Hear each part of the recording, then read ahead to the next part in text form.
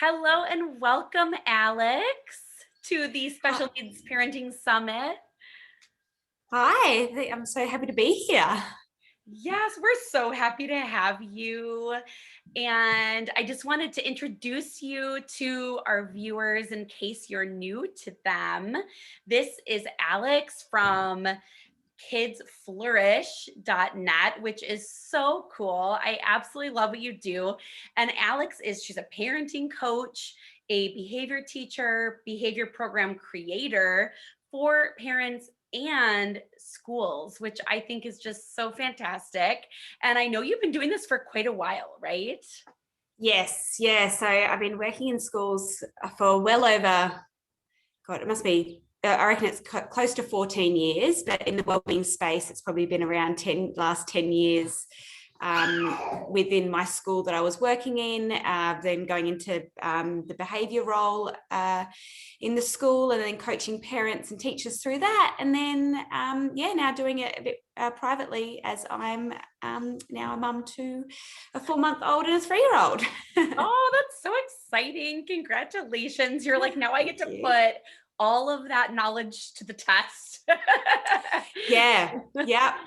And I'm right in the thick with my clients as well, so I know what's realistic. And I think it's important for parents to take their own time with things, and we need regulating as well, and supporting our own needs as well. I think that's so important. Oh, yeah. We've definitely touched on that quite a bit in the summit. Like, you really have to get ahead of it yourself. And that's the way you get ahead of it with the child. So, like, Oh, stop tantrums definitely. before they start. It really starts with you ahead of time, right? And And modeling is such a good teacher as well. So if you can model how you regulate your emotions in front of your children, then they're going to learn that along the way. yeah, I'd love to hear how you do that. So do you just tell them what you're doing? Like, mom's going to take a few deep breaths because she's exhausted or feeling overwhelmed, or how do you model that? I think it depends on age. So Yeah. for my 3-year-old, I could probably start implementing that. But I think what really works for him when he's in the middle of a tantrum is I take the deep breaths. If I told my child, and this goes for older kids as well, if you tell them to breathe, they're not gonna breathe. They're not listening. They've flipped their lid. They're that, thinking part of their brain isn't switched on right now. So and yes, you can say, I'm going to take a few deep breaths, but yeah, what really works for my child is actually breathing really loud, and really, and it helps me too when I'm doing those deep breaths, but I really exaggerate it a little bit, I suppose, so that he can see what I'm doing. And I feel like with our children, our nervous systems are so intertwined that even as we start to relax, they feel that. Mm. They feel that safety and security. They feel like we've got them, and they do naturally start to relax as well. So it's, there's a few different things going on, I think, when we start to take those deep breaths and relax ourselves. I love that. Yeah, with synergy parenting, we talked about the mirror neurons and how, we can mirror their tantrum if we get sucked into that, or we can be the calm and download that into them and they can see us and mirror us. So it's like, do you want to be mirroring them or do you want them to be mirroring you? Yeah. I've got a beautiful quote that sort of sums that up, and I don't know where it comes from, but it says, "Share your calm, not your chaos," or not. Sorry, share your calm, not their chaos. Yes, So, yes. so don't get involved in their chaos. Just, yeah, you stay calm, which is so hard to do. It is so easy to get triggered by our kids' big feelings and get swept up in that because of the mirror neurons. And so I think we've really got to switch our head back on, our thinking brain back on, and start to regulate ourselves. And that is just, I think, the best teaching strategy there, right there. Yeah, I know. When I started visualizing myself downloading calm waves into my child, like I literally just like visualize the process. And that helped me so much because when my oldest is 13, and when he was a baby, I did not have that skill. I mean, of course I tried to stay calm, but I really got roped into the emotions and worry and all of that. And so hence why I've come a long way and now have the special needs mommy sanctuary. But it's hard to do that. And I think like that visual is really cool to like, I can see the calm downloading. Yeah, definitely, definitely. And yeah, if you can't see yourself, or if you don't reflect on what's going on, then it can be easy to do when we're not we're not thinking ahead, or reflecting on what's going on for our kids and what they actually need. I love that. So, one of the things that I wanted to talk to you about was how parents can help their children solve problems without lecturing. Because again, when our kids are in that yellow or red zone, they're not ready for a lecture. You know what I'm saying? Yes. And No, they're not. Just they got to don't want get to my Bub, sorry. Oh, that's okay.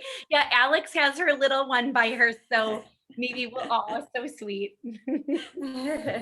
He's just in a little bouncer, so he's happy now. I've just moved him a little bit closer to me. Oh, But in answering your question, I love, my favorite parenting strategy is called emotion coaching, and it was developed by John Gottman, and it's all about coming in from their point of view. So seeing where they're coming from, their feelings first, so much like you would, and I'm sure that you've had other speakers talk about this as well with a tantrum, seeing the child, seeing the feeling first, then coming from that space, and that was really hard for you, I get that, and then moving through and saying, well, this bit's hard for me, this behavior that I'm seeing, or the mess that might be going on in the home, or whatever it is that you really want to move through with your child and teach them.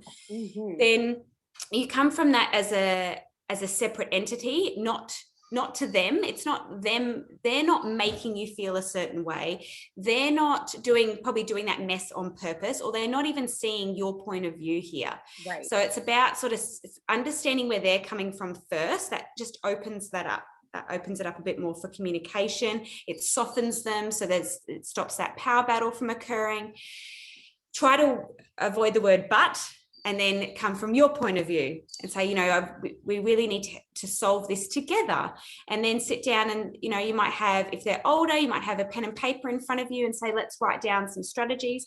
Even if, like with my 3-year-old, this works as well. However, I don't get a lot of input. Having something written down is really great to refer back to, even if your child can't read or write. So you could stick it on the fridge and say, and they would know that says, it could be that says, I go to my calm corner, or that says, we're working on picking up our things, our toys together. Even if they can't read, they'll still know what that says because you've told them. So coming from that point of view and solving the problem together prevents those power battles that often happen with lecturing, or it prevents them just glazing over because, here she goes again, lecturing, talking away, and they just stop listening. I see it when I was teaching, and it's so easy to get into the lecturing mode. It is just, I see myself doing it. And, particularly with, I taught year 5, so they were 10. And I just see myself and I'd be like, why? I can't stop myself, and I'm seeing them glazing over. So if you do go into the lecture, it's human, but there are different ways you can go about it, but they do need a lot of thought, and to get out of the habit of lecturing, is work for us as well. So be easy on yourself. Exactly. For sure. Like, be easy on yourself, because we all get in those moments where, like, I want you to pay and I'm going to lecture you and I'm just mad right now. but I love the idea of talking about the solution with your child. Like, this is what works this is what you need. This is mom's limit. How can we make it work for everybody? And obviously doing that in a way that's age appropriate. And I love like writing it down in real simple for a younger child, and so they know what it says. But you could also use pictures, I would assume, like, have a picture of the cozy corner, or have and do little things like that. like, what do you need right now? Or, those kinds of things too. That works great, and especially for younger kids or kids that are more visual, and that could also be set into your routine. If you've got some sort of visual going on at home already for your bedtime routine, that can be in there as well. So nice and easy to refer back to. Then you also don't become the taskmaster, and you're not always the bad guy, because it's kind of that other entity, that third entity that you're pointing to, and that becomes just what we do. It's not just coming from you, and your child's had that input as well, so it sort Yeah. of creates that ownership. Oh, I love that. Yeah, because this is what you came up with together. It wasn't, mom's, what Yeah. mom says goes or whatever. And it's not that the child's ruling the roost. It's like a really nice co-creation there that they can reflect. Yeah. I love that. And when you're doing this, they might come up with some really random things that aren't going to work. Yeah. And you still write them down, and then so they're still having that input, and then you might work through them together and circle one or two things that you're going to work on. So they've still had that input, you've still written it down, and especially if they're younger, they might come up with some I find sometimes kids can be really harsh on themselves as well, and think that they're going to do, tidy up every morning and night, or something that's not really realistic. I think that we can pull back from that as well, and help them, like by writing it down and then adding our little elements in, and then actually putting something down that's realistic. Yeah, I love that. And it's like, we can be detectives and we can see which one of these is going to work the best. Like, let's see and do an experiment and come back and check later, like what worked. I love that language. I love that idea. Make it kind of magical and fun. I like it. So one of the things I think you mentioned it, but if not, I definitely have seen it on your Instagram page. What are some examples that parents can, like, basically say what they see? I think I heard you say that a few minutes ago. Say what we see instead of just like judging and correcting behavior all the time, whether it's in the middle of a tantrum or just random behavior. I'd love to hear about that. So I think we know that when we see a behavior, there's always an underlying emotion that goes with it. For my 3-year-old, it's often excitement. That's when we get those behaviors, rather than big angry or upset emotions. And we can often be like, oh, they're being really silly, or we might not be able to empathize as easily with that. But actually thinking and reflecting on your child's behavior and go, what was going on? Oh, maybe they were just a bit out of balance because they were overexcited. We've just done too much that day, or they had some friends round, or it just got too exciting for them, or whatever. They're so easily out of balance and excitable, aren't they? So what can we do to sort of bring them back down when we are seeing these behaviors, and we are seeing that they're out of balance? So I think the only way we're really going to be able to do it is by reflecting on it, especially if we can't do it in the moment, which is okay, because again, like we said before, you might be a bit triggered, you might be getting a little bit anxious or whatever, especially if there's other people around, if you've got another family around, or if you're at a playground with other adults. I know that always kind of gets me, and I can't be in full mum mode, fully attuned to my child in those moments. Mm-hmm. And so it's about reflecting and thinking, okay, what do they need? It's all practice. Right. I don't think we're going to get these things straight away. Yeah.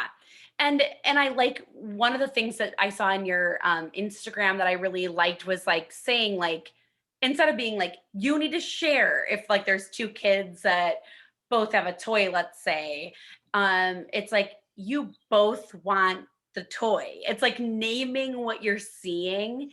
And then it's like, it kind of diffuses things a little bit, but it just shifts it a little bit to where you can open up to a conversation about coming up again with a solution, instead of one child has to give up something for someone else, which is more resentment or frustration, to like a solution that's a win-win.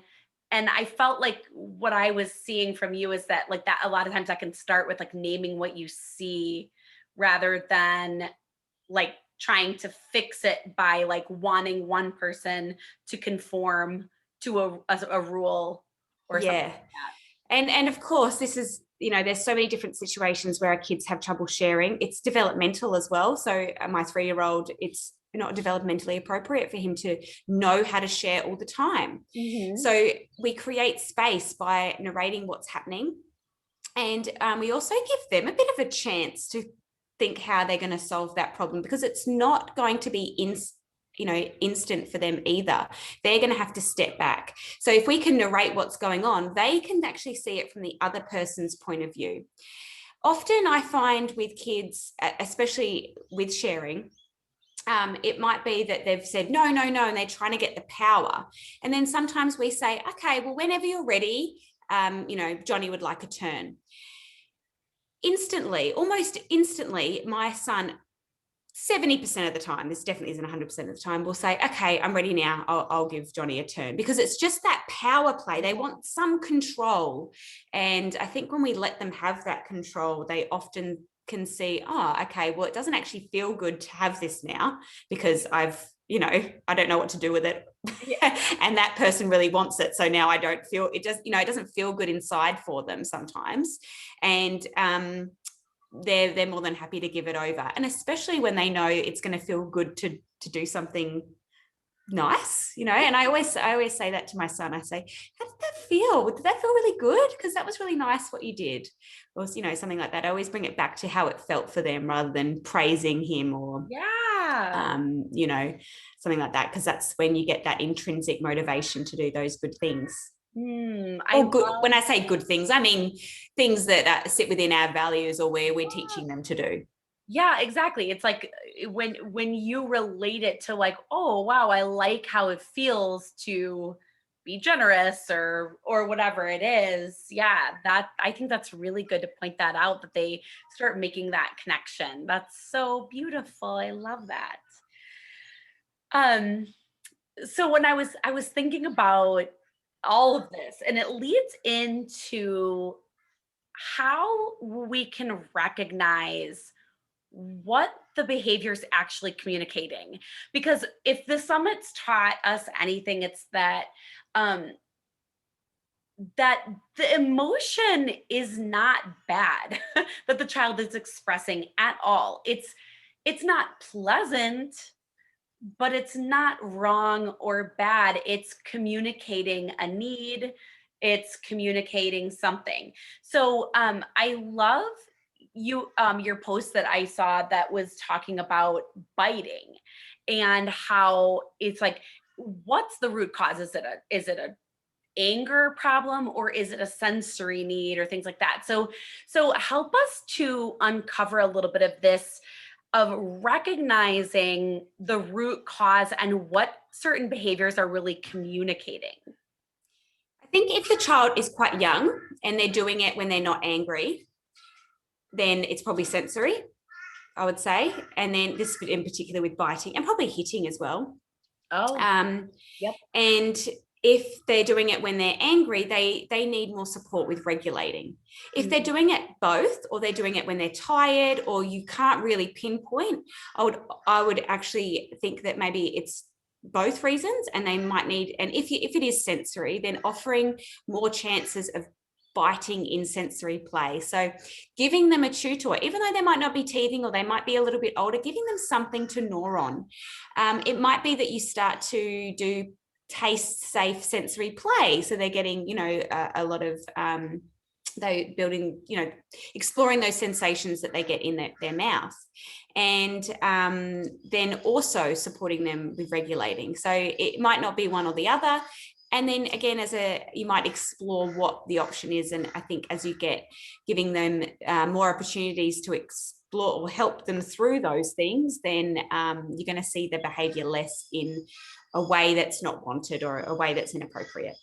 Right. I think that is so important. It's like the tantrum, the behavior, all of that is communicating and helping. And again, going back to what we talked about a earlier in the conversation is like bringing that back to talking with your child about the solution or having a plan or something like that. And obviously I get that depending on what their age is will determine, and their cognitive ability and things like that will determine how much you can really ask. But I think parents would be surprised if they asked what would come up, because we tend to make a lot of assumptions that we know. Yeah, I think with our older kids, we definitely need to start hearing them out a lot more. And Yeah. that's where that emotion coaching comes in. It gives them a chance to actually say and explore where it's coming from. Because even a 10-year-old might not actually know where this is coming from. They might be feeling really moody or just everything's hard that day, but they don't actually know where it's coming from. And so it's giving them that sounding board to actually explore that without telling them, because we don't often know. And it might be that it could be something that they might not getting enough sleep. It might be something that they haven't been eating very well, but it also might be something bigger that's going on at school that they really do need to explore and a bit more support with. Mm. Yeah, I think that is really, really important. And just to be able to ask. And I talked with Erin Munson, who's a counselor in the public school setting and also has a private business, and we were talking a lot about scaling and how if you can give them some pictures or give them emotions thermometer or some way that they can communicate with you through pictures, colors, numbers, depending on their age or ability level, and how that can really help give you information too.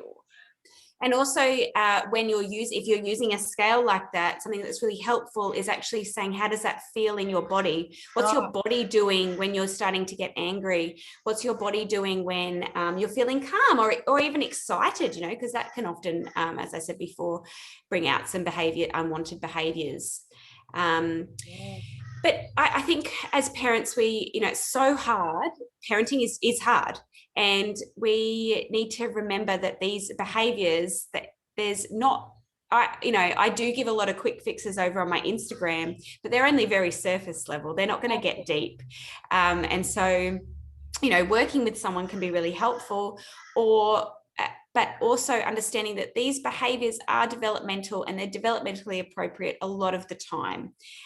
So not to beat yourself up too much, because every child's temperament is different. And what we might see on social media or what we might see in other children, we don't often see behind closed doors. And, they are appropriate behaviors for their age often. I love this. And it makes me ask the question of, why do we dread the tantrum so much? Why are we so embarrassed or feel so much shame as parents when our kids are having a tantrum in public or this or that? Because like, it is age appropriate, and yet parents don't seem to know what to do with themselves. Especially out in the open, especially with other people. It does get really uncomfortable. And I think it's uncomfortable for all. So it's also it's very uncomfortable for the parent, but also other people are watching going, oh, I don't know what to do. And I feel like it's because in our society, we've been told that expressing emotions isn't okay or is embarrassing. Crying, when we were younger is embarrassing. Whether our parents possibly tried to stop us from crying or not, it might have even happened in the school system. So, and that was what they did and what they knew and what they saw as well. So I think this space has been so amazing in opening up more opportunities to really accept big feelings and to help children move through them rather than shutting them down. I think if the mental health issue at the moment happening, over in your country, over in my country, everywhere, especially in Western cultures, says anything is that we really need to help children express those emotions in a safe way. We need to help them know that they're safe and they can come and talk to us, because otherwise we're just going to have what we've got now, which is a whole, basically lots of countries of people bottling up these emotions, and COVID or something hits and they don't know how to get through it, and we get just some awful stuff happening that we really don't want to see in the next generation. Yes, I agree 1,000%. And I do notice such a huge shift in parenting from when I became a mom 13 years ago. There was really good information. I mean, I was using conscious discipline and love and logic and some of these, that have been around for a while. But I looked like I had two heads to everybody else. It was like, why are you not I mean, they Mhm. wanted me to use the fear force manipulation, and it was really hard to feel like I was this new mom, and it made me second guess myself. But Yeah. now there's just so much more out there that's more supportive of this. And I feel like, and with Instagram and everything, these this is becoming more of a mainstream way of handling things. Hallelujah. Yeah. Because Yeah, there's still a lot of work to do. yeah, As you were saying that, I, did my degree like 14 years ago now, and the whole subject was about what the child is doing, and then the behavior that they're doing, and then what they're getting out of it, and basically trying to manipulate that for them. Never thinking about what the underlying need is. Just, what are they getting? What are they getting out of that? How are they manipulating you in yeah, order to get what they want? And it's like, kids actually don't have that skill. yes. And it's actually still going on in a lot of schools, definitely in Australia. And I'm assuming, I'm guessing the states Yeah. in Canada would probably be similar. Yep. And even down to the wall charts that you see in the classrooms. And I had one because there was no, until I learned what other ways to do it. And also it was a top-down approach. It was basically every classroom needs to have this in the school of a child's name and a bit of a ladder saying, okay, right, when you reach here, it's, we used a buddy class, which is basically time out. And there was no, we were slowly bringing in time in, but it had to be in a teacher's time, in lunchtime. I think there's still a lot to be done in this space, a lot of learning to do on how to apply it into different areas of the kid's life, and a lot of principles and things need to be on board as well in order for these changes to occur. But it's changing, it is happening. It is slowly changing. You mentioned time in, and I love the idea of time in versus time out. Can you share that Oh, strategy? well, again, it teaches that regulation. It's your chance to model. If they're really young, you can really model how to regulate because often we need to do that work of staying calm when our child is going off, and or expressing those big feelings going off, probably. Yeah. But really, that's kind of how it seems. And so we're modeling that. We can talk them through those emotions. We can figure out what the underlying need is, and we can give them an alternative behavior if it's a behavior that's not wanting, we're not wanting them to do. And that goes for when they're overexcited too. So it might be taking them to a calmer space. And if you're outside walking with them, just really modeling that calm, being there to understand them, being there to see them, and then, moving them through and supporting them in that way, which we can't do if we send them out the room and we're saying your behavior and your feelings are also not wanted. We're not separating the feelings and the behavior there. Yes, I love that. So yeah, exactly. You're helping them learn how to co-regulate, and you're helping them with some skills instead of being like, this behavior is giving you a consequence and you have to leave and figure it Yeah. out yourself. I mean, they still might calm down in their bedroom, but yeah, a lot of times I like Yeah. having it like closer proximity, like a cozy corner or something where they're at least closer to you. And an older child, that might be something that they might want as yeah, well. So I think that you know it. We can see what they actually need here. So if you've got a tween or a teenager, they might not want you there in that moment. That might be something that you do after, and they might go to their room by themselves, or you might say, maybe have some calm down time, and that might be a plan you've put in place when they get like that. So it doesn't have to be with you right there, because that could be also, especially for an older child, that can manage their emotions a bit more, that might start to set them off a little bit if they've just got mum hovering over them. But for a younger child, they definitely need that support, even if they're telling us to go away. Yeah, and I have an 11-year-old that wants to be alone when she gets upset, and then she'll come out and she's ready to talk. And then my 13-year-old boy, more wants me there, but he'll be the one that'll try to rope me in to like talk about everything right now, when it's like he's not primed and ready because he's in his red zone. He's not ready to have these conversations, and he'll try to rope me in. But I also feel like he's the one that wants me there. He wants me to help him through the feelings in the moment more. So it is really, they are really different, and it's all about parenting the child in front of you, I think, and trusting your intuition with some of these things. I can give a general guide, which I do on my Instagram, but it's often, your child best, what's going to work for them, if that's not going to work for them, or if naming their feelings is going to set them off even more. So you've got to balance the knowledge with those instincts that you've got as a mum, because we know our kids best. Yes. One of the things that I wanted to, we kind of touched on it, but I was wondering if you had any thoughts on how we as moms can start to support one another more and use less kind of judgment and shame of other parents, other moms, other styles. We touched on this a little bit, but how do we start making that monumental shift?